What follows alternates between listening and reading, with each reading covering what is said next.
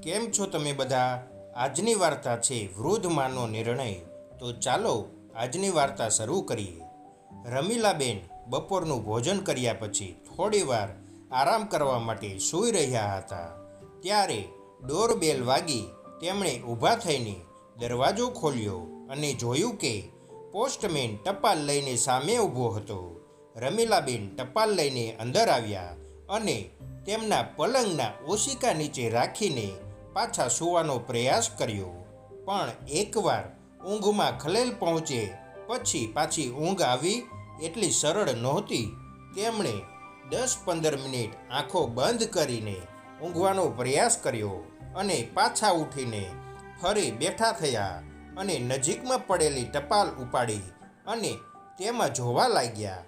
જ્યારે તેમને કવર ખોલ્યું ત્યારે તેમને પત્રના ખૂણામાં દીકરા મોહિતનું નામ જોઈને આશ્ચર્ય થયું, કારણ કે મોહિત મુંબઈ ગયા પછી આજે પહેલીવાર રમીલાબેનને તેનો પત્ર મળ્યો હતો. આટલા લાંબા સમય પછી દીકરાને તેની માતા કેવી રીતે યાદ આવી તે જાણવાની ઉત્સુકતાથી રમીલાબેને ઝડપથી મોહિતનો પત્ર ખોલ્યો. થોડા ઔપચારિક વાક્યો લખ્યા પછી મોહિત પોતાનો પત્ર લખવાના મુખ્ય હેતુ પર આવ્યો અને લખ્યું, મમ્મી, તમને એ જાણીને આનંદ થશે કે આજકાલ મારો વ્યવસાય સારો ચાલી રહ્યો છે અને મને લાગે છે કે ભવિષ્યમાં પણ આ રીતે જ ચાલતો રહેશે. તેથી જ હું મારા વ્યવસાયને આગળ વધારવા માટે કંઈક મોટું કરવા માગું છું. મમ્મી, તમને તો ખબર છે ને, કોઈ પણ મેટ્રો શહેરમાં નાની દુકાન ખોલવી કેટલી મુશ્કેલ છે. મારી આવક સારી હોવા છતાં હું મારી બધી કમાણી વ્યવસાયમાં રોકું છું. તેથી હવે મારે ફેક્ટરી બનાવી છે અને તેના માટે મને વધારાની આવકની જરૂર પડશે. તો આપણે અમદાવાદનું ઘર વેચીને પૈસાની વ્યવસ્થા કરીએ તો? હા, હું માનું છું કે તમે અત્યારે ત્યાં રહો છો, પણ તમારા પછી અમારા બંને ભાઈઓનો ત્યાં જઈને સ્થાયી થવાનો કોઈ ઈરાદો નથી. મેં આ બાબતે અંક સાથે વાત કરી લીધી છે. તેણે મને સ્પષ્ટ કહ્યું છે કે તેના ભારત પાછા ફરવાની કોઈ શક્યતા નથી. તે અમેરિકામાં સારી રીતે સ્થાયી થયો છે અને તેને તમારી કોઈ પણ મિલકતમાં કોઈ રસ નથી. તેથી તેણે કાયદેસર રીતે તેનો હિસ્સો મારા નામે ટ્રાન્સફર કરી દીધો છે. તો આપણને અંકિત તરફથી કોઈ સમસ્યાનો સામનો નહીં કરવો પડશે. હવે તમારે બધું નક્કી કરવાનું છે. ત્યાં એકલા રહીને તમે શું કરશો? જો તમે અમારી સાથે શિફ્ટ થઈ જાઓ તો સારું રહેશે. આમ પણ આજકાલ તમારી તબિયત સારી નથી રહેતી. આવી સ્થિતિમાં તમારે ત્યાં એકલું રહેવું યોગ્ય નથી. છેલ્લી વાર જ્યારે હું પિતાના અવસાન સમયે ત્યાં આવ્યો હતો ત્યારે મેં પાડોશી મહેતા અંકલ સાથે આ બાબતે વાત કરી હતી. તેમને આપણું ઘર ખરીદવામાં ખૂબ રસ હોય તેવું લાગતું હતું. તેઓ તેના માટે સારી કિંમત ચૂકવવા પણ તૈયાર છે.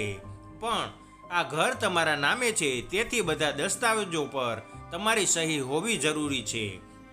મેં મુંબઈમાં જ બધા દસ્તાવેજો તૈયાર કરી લીધા છે, જે હું તમને આ પત્ર સાથે મોકલી રહ્યો છું. તમે જ્યાં જ્યાં ચિહ્નિત થયેલ હોય ત્યાં સહી કરી દેજો અને બધા કાગળો મને પાછા મોકલી દેજો.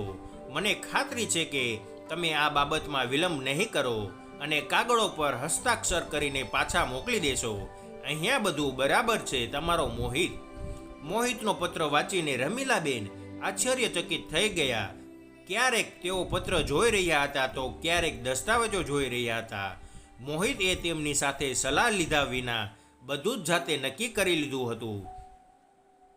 સારું થયું કે ઘર તેમના નામે હતું, નહીંતર તે કદાચ ઘરનો સોદો જાતે જ કરી લેતો અને ફક્ત તેમને જાણ કરી દેતો. મોહિતને હમણાં તેની માતાની એકલતા અને તેના સ્વાસ્થ્યની ચિંતા થવા લાગી હતી. નહીંતર પાછલા વર્ષોમાં રમીલાબેનને તેને ઘણીવાર વિનંતી કરી હતી કે તે તેને પોતાની સાથે લઈ જાય, પણ દર વખતે તે કોઈને કોઈ બહાનું બનાવીને વાતને ટાળી દેતો હતો. મોહિતનો પત્ર ખોલતા પહેલા રમીલાબેનના હૃદયમાં જે સુખદ લાગણી હતી તે હવે ગાયબ થઈ ગઈ હતી. તેમના મનમાં એક વિચિત્ર મૂંઝવણ હતી. તેઓ વિચારવા લાગ્યા કે આજની પેઢી કેટલી વ્યક્તિવાદી અને સ્વાર્થી બની ગઈ છે. નિધિ પણ તેની બહેન છે, પણ મોહિતે કદાચ જાણી જોઈને મિલકતમાં તેના હિસ્સાની અવગણના કરી હશે. મોહિતનો પત્ર વાંચ્યા પછી જ્યારે તેમણે બીજો પત્ર ઉપાડ્યો ત્યારે રમીલાબેનને તેમની દીકરી નિધિના હસ્તાક્ષરને ઓળખવામાં વિલંબ કર્યો નહીં, કેમ કે નિધિ સાથે તેમનો પત્ર વ્યવહાર હંમેશા ચાલુ રહેતો હતો. નિધિએ શું લખ્યું હશે તે જાણવાની ઉત્સુકતાથી તેનો પત્ર ખોલ્યો. નિધિએ લખ્યું હતું, માં, આ વખતે હું તમને મારો પત્ર આપવામાં થોડી મોડી પડી ગઈ, તેથી મને માફ કરજો. માં, તમને તો ખબર જ છે ને, નવી હોસ્પિટલ બનાવતી વખતે સમય ક્યાં પસાર થઈ જાય છે તે ખબર જ નથી પડતી. તમને જાણીને ખુશી થશે કે સુમિત અને મેં સાથે મળીને એક યોજના બનાવી છે કે અમારી હોસ્પિટલની બાજુમાં આવેલા બ્લોકમાં એક નવું શિશુગૃહ ખોલ્યું, જ્યાં લાચાર અને અનાથ બાળકોનો ઉછેર થઈ શકે. અમારા નવા શિશુગૃહ પાલનાનું બાંધકામ મોટા ભાગે પૂર્ણ થઈ ગયું છે, અને જો બાંધકામમાં આ ગતિએ ચાલુ રહેશે તો તે આવતા મહિને વિધિવત તેનું ઉદ્ઘાટન કરવાનો વિચાર છે. મેં તમને આ પ્રસંગે હાજર રહેવા માટે ખાસ આ પત્ર લખ્યો છે, જેથી તમે અત્યારથી જ તમારા આવવાની તૈયારી શરૂ કરી શકો. અમારા ઘોડિયા ઘરનું ઉદ્ઘાટન તમારા હાથે થશે, અને તમારી ના આવી શકવાની કોઈ બહાનું અમે નહીં ચલાવીએ. નિધિએ આગળ લખ્યું, માં, છેલ્લા 25 વર્ષમાં તમે મને આપેલા પ્રેમ, સ્નેહ અને સમર્થન માટે આભાર વ્યક્ત કરવાનું મેં ઘણીવાર વિચાર્યું, પરંતુ દર વખતે સંકોચની દિવાલ રસ્તામાં આવી જાય છે. આજે બહુ દિવસો વિચાર કર્યા પછી, ઘણા દિવસ પછી મેં મારી વાત કહેવાનો નિર્ણય કર્યો છે. માં, તમે મને એક લાચાર, અભિનિચ્છય મા વિનાના બાળકને દત્તક લઈને મારા પર જે ઉપકાર કર્યો છે તે હું ક્યારેય નહીં ભૂલું. તમે મને માત્ર સહારો જ નથી આપ્યો, પણ મારો શ્રેષ્ઠ ઉછેર પણ કર્યો છે. મને ભણાવી લખાવીને ડૉક્ટર બનાવી. શું હું ક્યારેય આ બધું ભૂલી શકીશ? તમારા 2 બાળકો હોવા છતાં તમે મને એક ક્ષણ માટે પણ અહેસાસ થવા દીધો નથી કે હું તમારી પોતાની દીકરી નથી, પણ દત્તક દીકરી છું. મેં મારા બાળપણની દરેક યાદને બહુ સંભાળીને રાખી છે. માં, બાળપણમાં મને હંમેશા લાગતું હતું કે તમે જ મારી માં છો, પણ જ્યારે મને સમજાયું અને વાસ્તવિકતા ખબર પડી ત્યારે તમારા માટે મારો આદર બમણો થઈ ગયો. તે દિવસથી તમે મારા માટે ભગવાન બની ગયા. તમે મારા જેવી લાચાર છોકરીને દત્તક લઈને સમાજમાં ઉદારતાનું ઉદાહરણ સ્થાપિત કર્યું છે. ઘણા વર્ષોથી મારી ઈચ્છા હતી કે હું પણ તમારી જેમ મારા જીવનમાં અનાથ બાળકોનો સહારો બનું, અને મારી આ ઈચ્છા પૂર્ણ થવા જઈ રહી છે. તો માં, હું ઈચ્છું છું કે તમારા હાથે તેનું ઉદ્ઘાટન થાય. કૃપા કરીને મને નિરાશ ના કરતા. નિધિનો પત્ર વાંચીને રમીલાબેનની આંખો આંસુઓથી ભરાઈ ગઈ કે ચૂપ અને શાંત છોકરી આજે કેટલી સ્પષ્ટ વ્યક્તા બની ગઈ છે. અને બીજી બાજુ તેમના દીકરા મોહિતનો પત્ર હતો, જેમાં તેણે ફક્ત પોતાના અધિકારો અને હક વિશે લખ્યું હતું. તેમણે તેમના 2 દીકરાઓના શ્રેષ્ઠ ઉછેર માટે બધું જ કર્યું. તેમને શ્રેષ્ઠ શાળાઓ અને હોસ્ટેલમાં મોકલ્યા. તેમને જીવનની દરેક સુવિધા પૂરી પાડી. પરંતુ તેમ છતાં તેમના બાળકો, આ દરેક માતા પિતાનું તેમના બાળકો પ્રત્યેનું કર્તવ્ય છે એવું સમજીને તેમના દીકરાઓએ ક્યારેય તેમની લાગણીઓને કોઈ મહત્વ આપ્યું નહીં. બીજી બાજુ નિધિનો પત્ર હતો, જેમાં દરેક શબ્દ તેમના પ્રત્યે શ્રદ્ધા અને આદર વ્યક્ત કરતો હતો. નિધિએ તેમને એટલો બધો આદર આપ્યો કે તેનો પત્ર વાંચ્યા પછી એકવાર તો રમીલાબેન મોહિતના પત્રમાંથી મળેલું દુઃખ અને વેદના ભૂલી ગયા, અને તેઓ ભૂતકાળની યાદોમાં ભટકવા લાગ્યા. છેલ્લા કેટલાક વર્ષોમાં તેમના જીવનમાં ઘણું બધું બન્યું છે. નિધિ તેમના જીવનમાં અણધારી રીતે આવી હતી. તે દિવસોમાં રમીલાબેન એક સરકારી હોસ્પિટલમાં ગાયનેકોલોજિસ્ટ તરીકે કામ કરતા હતા. તે દિવસોમાં તેમની બહેનપણી ગીતા તેમના સંપર્કમાં આવી. બાળપણમાં ગીતા અને રમીલાબેન એક જ વિસ્તારમાં રહેતા હોવાના કારણે એકબીજાની ખૂબ નજીક હતા. ફરક માત્ર એટલો હતો કે ગીતાબેનના પરિવારે તેમને શિક્ષણ આપ્યું ન હતું. તેઓ તેમને ઘરના કામમાં વ્યસ્ત રાખતા હતા અને કહેતા હતા કે તે એક છોકરી છે અને છોકરીઓને કોણ ભણાવે છે. રમીલાબેનના પિતા એક મલ્ટીનેશનલ કંપનીમાં કામ કરતા હતા. તેથી તેમણે તેમના બંને બાળકોને ઉચ્ચ શિક્ષણ આપ્યું. પરંતુ ગીતા અને રમીલાબેન બંને હંમેશા ઘરે સાથે સાથે રમતા હતા. જ્યારે તેઓ મોટા થયા, લગ્ન પછી રમીલાબેન તેમના સાસરે આવી ગયા. પછીથી ગીતાના લગ્ન ક્યાં થયા તે તેમને ખબર ન હતી. તે દિવસે ઘણા વર્ષો પછી જ્યારે ગીતા અચાનક રમીલાબેન સામે દર્દી તરીકે આવી, ત્યારે તેઓ તેમને ઓળખી પણ શક્યા નહીં. તે સુંદર નાજુક છોકરી છેલ્લા 10 વર્ષમાં આટલી નબળી પડી ગઈ હતી. ગીતાને પણ કદાચ આની અપેક્ષા નહોતી. જે ડૉક્ટર તેમની તપાસ કરી રહી છે તે તેમની બહેનપણી રમીલા છે. થોડીવાર માટે બંને એકબીજાને ઓળખવાનો પ્રયાસ કરતા રહ્યા. પછી જ્યારે બંને એકબીજાનું નામ લીધું ત્યારે તેમના ચહેરા ચમકી ગયા. બંને એકબીજાને લાંબા સમય સુધી ગળે લગાવતા રહ્યા. તે સમયે ગીતા 5મા મહિનામાં હતી. તે ખૂબ જ નબળી દેખાતી હતી. ગીતા પાસેથી એમને જાણવા મળ્યું કે છેલ્લા 5 વર્ષમાં 2 છોકરીઓને જન્મ આપવા ઉપરાંત લપસી પડવા અને પડી જવાને કારણે તેનું બાળક ના રહ્યું. આ દરમિયાન તે ફરીથી ગર્ભવતી થઈ ગઈ.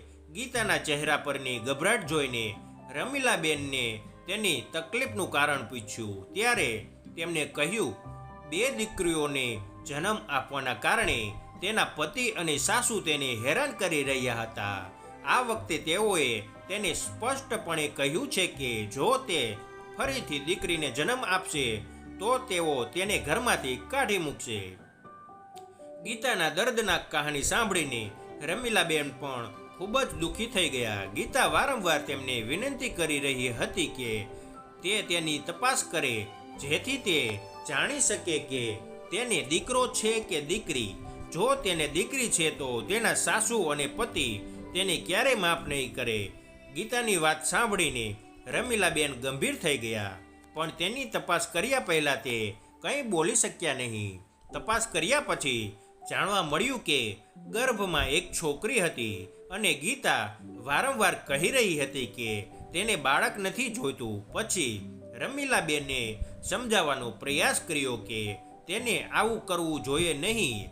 જ્યારે દીકરીનો જન્મ થશે ત્યારે તેના સાસુ અને પતિ તેના પર દબાણ કરશે તો એ વખતે જોઈ લઈશું. પરંતુ હવે કંઈક કરવું તેના માટે ઘાતક બની શકે છે. રમીલાબેનની વાત સાંભળીને તેણીને થોડી રાહત થઈ અને તેમની પાસેથી દવા લઈને તેના ઘરે ગઈ. ત્યારબાદ ગીતા સમયાંતરે તેમની પાસે ચેકઅપ માટે આવતી રહેતી. ધીમે ધીમે ગીતા પાસેથી તેમના પરિવારના સંજોગો વિશે જાણવા મળ્યું કે તેમના પતિ પરિવારમાં એકલા કમાય છે અને તેમની ઉપર માતા અને 2 અપરિણિત બહેનોની જવાબદારી પહેલેથી જ છે. જ્યારે તેને 2 છોકરીઓ થઈ ગઈ ત્યારે તેના સાસુ અને પતિ ખૂબ જ નારાજ હતા અને તેઓ ગીતા પર પોતાનો ગુસ્સો ઠાલવતા રહ્યા. એટલા માટે તે પોતાની 3જી દીકરીને જન્મ આપવા માંગતી ન હતી. જેમ જેમ ડિલિવરીનો સમય નજીક આવતો ગયો તેમ તેમ ગીતાના મનમાં ભય અને શંકાના વાદળાઓ ઘેરા બની રહ્યા હતા. ઓપરેશન થિયેટરમાં પણ ગીતા વારંવાર વિનંતી કરી રહી હતી કે દીદી, જો હું ઓપરેશન દરમિયાન મરી જાઉં તો કૃપા કરીને મારી દીકરીને મારા પરિવારને ન આપતા. હું નથી ઈચ્છતી કે મારી પહેલી 2 દીકરીઓની જેમ તેને પણ જન્મ લેતા જ અપમાન અને ભેદભાવનો સામનો કરવો પડે. તમારી પાસે એવા ઘણા નિસંતાન યુગલો આવતા હશે જેઓ બીજાના બાળકોને દત્તક લેવા માગે છે કારણ કે તેમના પોતાના બાળકો નથી હોતા. કૃપા કરીને મારી દીકરીને આવા જરૂરિયાતમંદ દંપતીને સોંપી દેજો જ્યાં તેના આગમનનું હંમેશા સ્વાગત કરવામાં આવે. ગીતા કહેતા કહેતા રડી પડી. ગીતાની વાત સાંભળીને રમીલાબેનની આંખો પણ આંસુઓથી ભરાઈ ગઈ. તેમણે તેને ખાતરી આપી કે તારે કોઈ પણ પ્રકારનો તણાવ લેવાની જરૂર નથી. તને કંઈ નહીં થાય. છતાં હું તને વચન આપું છું કે હું તારી દીકરીનું દરેક રીતે રક્ષણ કરીશ અને જ્યાં સુધી તેને સ્વીકારવા માટે યોગ્ય પરિવાર નહીં મળે ત્યાં સુધી હું તારી દીકરીને મારી સાથે રાખીશ. તેમનું આશ્વાસન મળ્યા પછી ગીતાએ પણ થોડી રાહત અનુભવી અને કહ્યું, દીદી, હું તણાવમુક્ત અને આત્મવિશ્વાસપૂર્ણ જીવન તો ના જીવી શકી, પણ આજે તમારી વાત સાંભળીને હું ચોક્કસ શાંતિથી મરી શકીશ. ઓપરેશન દરમિયાન અચાનક બ્લડ પ્રેશર વધી જવાને કારણે તેમની હાલત ગંભીર બની ગઈ. શક્ય તમામ પ્રયાસો છતાં રમીલાબેન તેમને બચાવી શક્યા નહીં, પરંતુ હા, તેમની દીકરીનો જન્મ સુરક્ષિત થયો.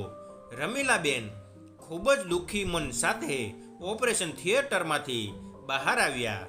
જ્યારે તેઓ બહાર આવ્યા ત્યારે ગીતાના સ્વાસ્થ્ય વિશે પૂછવાને બદલે ગીતાના સાસુએ પહેલો પ્રશ્ન પૂછ્યો, ડૉક્ટર સાહેબ, આ વખતે મારો પુત્ર થયો છે ને? રમીલાબેને તેનો ઇનકાર કર્યો અને જ્યારે તેમને ગીતાના મૃત્યુ અને તેમની દીકરી વિશે જાણ કરવામાં આવી ત્યારે તેમણે માથું ફૂટતા કહ્યું, હે ભગવાન, અમારા તો કરમ જ ફૂટી ગયા છે. હવે મારા દીકરાનું શું થશે? આ મોંઘવારીના યુગમાં તે તેની 2 બહેનો અને 3 દીકરીઓનો ભાર કેવી રીતે ઉઠાવશે? પછી ગીતાને શાપ આપતા તેણે કહ્યું, તે કમનસીબ સ્ત્રી પોતે તો જતી રહી, પણ જતા જતા અમારા માટે નવી મુસીબત મૂકતી ગઈ. ભગવાન તેને પણ તેની સાથે લઈ ગયા હોત તો સારું થાત. ગીતાનો પતિ તેની માતાની બધી વાતો શાંતિથી સાંભળી રહ્યો હતો. તેની પાસે તેની માતાના બળબડાટને રોકવાની હિંમત નહોતી. હકીકતમાં તેના ચહેરા પરના હાવભાવથી એવું લાગતું હતું કે તે પણ તેની માતા સાથે સંમત હતો. તેને જોઈને એવું લાગતું હતું કે તેને તેની પત્નીના મૃત્યુનું બહુ દુઃખ નહોતું. તેમના હાવભાવ જોઈને રમીલાબેનને ખાતરી થઈ ગઈ કે ગીતા સાચું કહી રહી હતી કે તેના સાસુ અને પતિ બહુ નિર્દય લોકો છે. ખરેખર તો તેની દીકરીને આ ક્રૂર હાથોમાં સોંપવી યોગ્ય ન હતી, પણ આ માટે તેના પતિની મંજૂરી લેવા પણ જરૂરી હતી. જ્યારે રમીલાબેનને ગીતાની છેલ્લી ઈચ્છા વિશે મા દીકરાને કહ્યું ત્યારે એવું લાગ્યું કે જાણે તેમની ઈચ્છા પૂર્ણ થઈ ગઈ હોય. ગીતાના પતિએ 2-4 મિનિટ તેની માતા સાથે સલાહ લીધા પછી તરત જ કહ્યું, ડૉક્ટર સાહેબ, જો ગીતાની છેલ્લી ઈચ્છા હતી કે આ બાળક કોઈ લાયક વ્યક્તિને દત્તક આપવામાં આવે તો મને કોઈ વાંધો નથી. હું તેની છેલ્લી ઈચ્છા પૂરી કરીશ. હું તેની છેલ્લી ઈચ્છાનો અનાદર નહીં કરું. હું બસ એ જાણીને સંતોષ કરી લઈશ કે ગીતાની સાથે સાથે બાળકી પણ જન્મતાની સાથે જ અમારાથી અલગ થઈ ગઈ હતી. હું મારી 2 બહેનો અને 2 દીકરીઓની સંભાળ રાખીને કંટાળી ગયો છું. હવે હું હજી 1 દીકરીનો વધારાનો બોજ નહીં ઉઠાવી શકું. જો તમે તેને સક્ષમ હાથમાં સોંપી દેશો તો વધુ સારું રહેશે. ગીતાના પતિની વાત સાંભળીને રમીલાબેન પણ ગંભીર થઈ ગયા. જો કે જાણી જોઈને તેના બાળકને છોડી દેવાનો નિર્ણય ચોક્કસપણે અયોગ્ય હતો, પરંતુ તેમના ઘરની પરિસ્થિતિ જાણ્યા પછી તેઓ ગીતાના પતિ પ્રત્યે થોડા નરમ બની ગયા. ગીતાના પતિ અને તેમની પુત્રી વચ્ચેના બધા સંપર્ક તોડી નાખવાની કાનૂની ઔપચારિકતાઓ પૂર્ણ કર્યા પછી રમીલાબેનને તેમની હોસ્પિટલ છોડી દેવાની મંજૂરી આપી. ગીતાનું બાળક ખૂબ જ પ્યારું અને દેખાવમાં સુંદર હતું, પરંતુ પૂરતા પોષણના અભાવે નબળું હતું. તેથી તેને થોડા સમય માટે નર્સરીમાં રાખવાનો નિર્ણય લેવામાં આવ્યો. જેથી તેની યોગ્ય રીતે સંભાળ રાખી શકાય. ઘરે આવ્યા પછી પણ રમીલાબેન કોઈ પણ કામ પર ધ્યાન કેન્દ્રિત કરી શકતા ન હતા. ગીતા અને નવજાત બાળકની છબી વારંવાર તેમની આંખો સામે ફરી રહી હતી. જ્યાં સુધી તેઓ બાળકને સક્ષમ હાથોમાં સોંપી ન દે ત્યાં સુધી તે પોતે પણ શાંતિથી નહીં રહી શકે. રમીલાબેનને વિચારોમાં ખોવાયેલા જોઈને તેમના પતિએ તેમને 1-2 વાર હટકાવ્યા, પણ રમીલાબેનને હોસ્પિટલમાં કોઈ સમસ્યા હોવાનું કહીને વિષય ટાળી દીધો. બીજા દિવસે જ્યારે તેઓ હોસ્પિટલમાં ગયા ત્યારે તેમનું પહેલું પગલું નાની બાળકીને જોવા માટે નર્સરી તરફ વળી ગયું. રમીલાબેનને બાળક પાસે જોઈને નર્સરીની ઘણી નર્સો બાળકના પારણાની આસપાસ એકઠી થઈ ગઈ અને બધાએ એક અવાજે કહ્યું, મેડમ, તે કેટલી પ્યારી અને સુંદર બાળકી છે. કોઈ પણ તેને દત્તક લઈ લેશે. તે જ સમયે બાળક રડવા લાગ્યું. બાળકીને રડતા જોઈને અચાનક રમીલાબેનનું હૃદય છલકાઈ ગયું. તેમણે તરત જ તેને પોતાના ખોળામાં લીધી અને પોતાની છાતી સાથે વળગાડી દીધી. કદાચ તે નાના બાળકને પણ તેમના હૃદયને સ્પર્શ કરીને માતાનો સ્પર્શ અનુભવાયો હશે. તેથી જ તે તેમના ખોળામાં જતાની સાથે જ શાંત થઈ ગઈ. બસ તે જ ક્ષણે રમીલાબેન એ મનમાં નિર્ણય લીધો કે તે બાળકને કોઈ અજાણ્યા વ્યક્તિને સોંપવાને બદલે તે પોતે દત્તક લેશે. હવે તેઓ 2 દીકરાઓ સાથે એક દીકરીની માતા બની ગયા હતા. આ લાગણીથી તેમને આંતરિક શાંતિ મળી હતી. તેમના મોટા દીકરાના જન્મ પછી તેમણે ભગવાનને ખૂબ પ્રાર્થના કરી હતી કે આગલી વખતે તેમને દીકરી આપે. તે સમયે તેમની ઈચ્છા પૂર્ણ થઈ ન હતી, પરંતુ આજે ભગવાને તેમની ઈચ્છા અજાણતા પૂર્ણ કરી છે. આ રીતે નિધિ રમીલાબેનના જીવનમાં આવી. શરૂઆતમાં રમીલાબેનના પતિ પણ નિધિને દત્તક લેવાના નિર્ણયથી સંમત ન હતા. તેમણે રમીલાબેનને સમજાવવાનો પણ પ્રયાસ કર્યો કે હવે મોહિત અને અંકિત પણ મોટા થઈ ગયા છે. મને નથી લાગતું કે બાળકો તારા નિર્ણયને સરળતાથી સ્વીકારશે. આટલા વર્ષો પછી તેઓ આપણો પ્રેમ અને સ્નેહ કોઈ પણ ત્રીજા બાળક જોડે વહેંચી શકશે.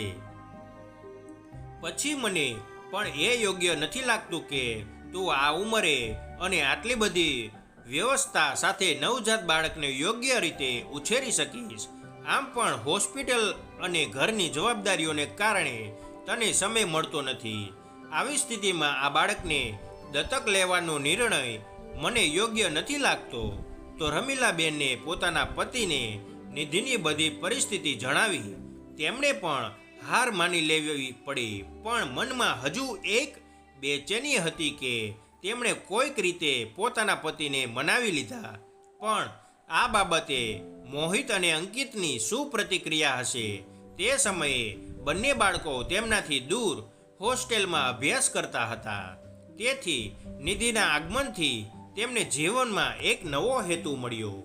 શરૂઆતમાં તેમને તેનો ઉછેર કરવામાં કેટલીક મુશ્કેલીઓનો સામનો કરવો પડ્યો.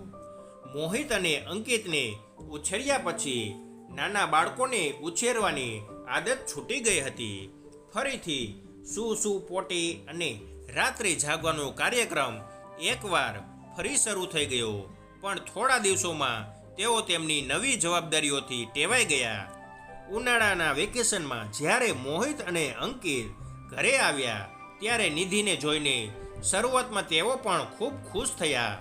તેઓ તેની સાથે રમતા, ક્યારેક તેને દૂધ પીવડાવવાનો પ્રયાસ કરતા, તો ક્યારેક બીજું કંઈક. પણ થોડા દિવસો પછી જ્યારે તેમને લાગવા લાગ્યું કે તેમની માતા પોતાનો બધો સમય નિધિની સંભાળ રાખવામાં વિતાવે છે, ત્યારે તેમને નિધિની હાજરીથી ચીડ આવવા લાગી. એકવાર તો તેમને ગુસ્સો થઈને કહી પણ દીધું, મમ્મી, તું હંમેશા તારી હોસ્પિટલમાં કે ઘરે નિધિની સંભાળ રાખવામાં વ્યસ્ત રહે છે. અમે ઘણા દિવસો પછી હોસ્ટેલથી પાછા આવ્યા છીએ, છતાં તારી પાસે અમારા માટે સમય નથી. તું તેને ત્યાં જ છોડી દે જ્યાંથી તું તેને લઈ આવી છે. રમીલાબેન એ બાળકોની ચીડ અને ગુસ્સો દૂર કરવાનો શ્રેષ્ઠ પ્રયાસ કર્યો, પરંતુ તેમણે બાળકોને એક વાત સ્પષ્ટ કરી દીધી કે નિધિ તેમની દીકરી છે અને હવે આપણું ઘર તેનું ઘર છે, તેથી તેને પાછી મોકલવાનો કોઈ પ્રશ્ન જ નથી.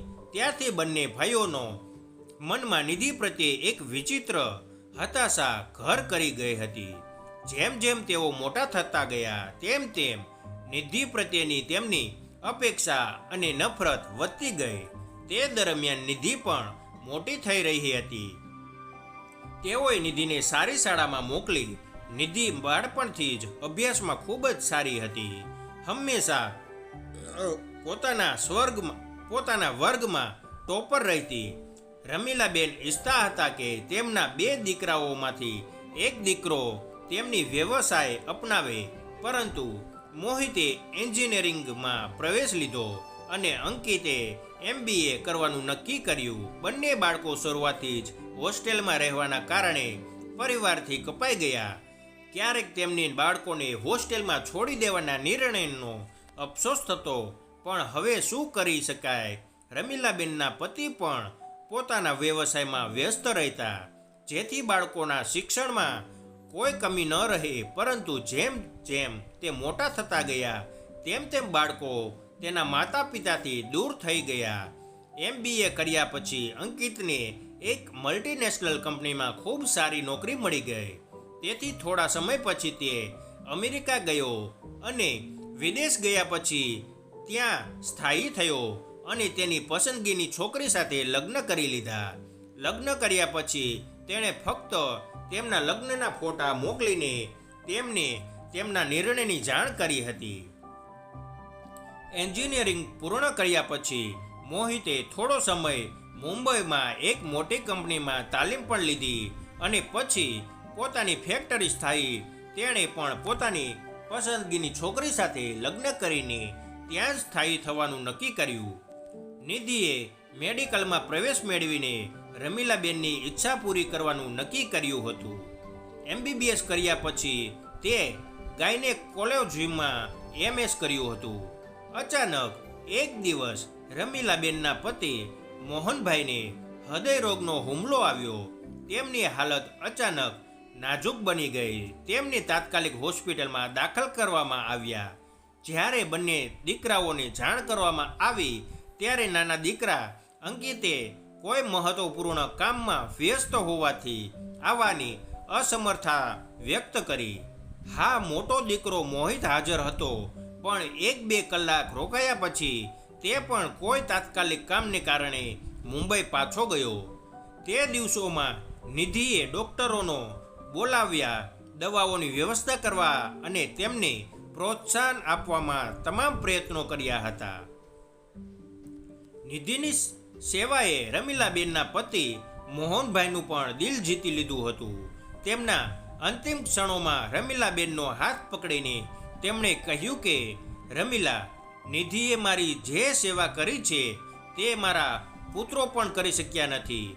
અંકિત માટે તેનું કામ તેના મરતા પિતા કરતાં વધુ મહત્વપૂર્ણ છે.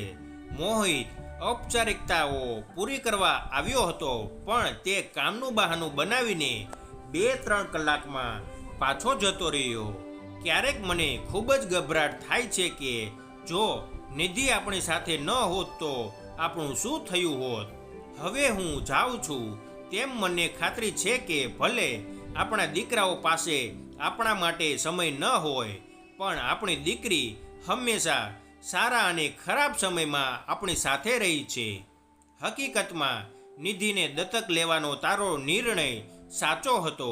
આ કહેતા તેમણે અંતિમ શ્વાસ લીધા. રમીલાબેન પર જાણે દુઃખનો પહાડ તૂટી પડ્યો, પણ નિધિએ હંમેશા તેમને હિંમત આપવાનો પ્રયાસ કરતી રહી. નિધિ પણ તેના પિતાને યાદ કરીને ખૂબ રડતી હતી, પણ તેને બહુ સંતોષ હતો કે તેમના છેલ્લા દિવસોમાં પપ્પાએ પણ તેને સ્વીકારી લીધી હતી. રમીલાબેન તેમના પતિના મૃત્યુ પછી અંદરથી તૂટી ગયા, તેથી જ તેમણે હોસ્પિટલમાંથી રજા લઈ લીધી. તેમણે પોતાના જીવનના છેલ્લા દિવસો કલ્યાણકારી કાર્યમાં સમર્પિત કરવાનું નક્કી કર્યું.